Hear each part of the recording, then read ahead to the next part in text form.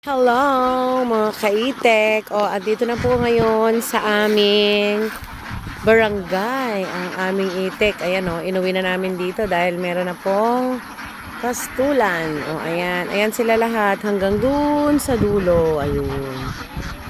Ayan. Ito po yung mga nakapagala. So, ayan po sila mga kaitek. Ayan.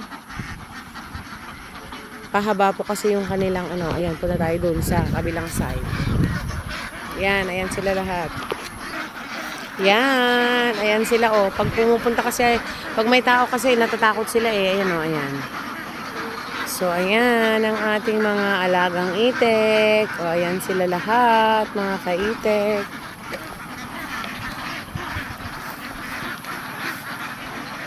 Nandun na naman sila lahat.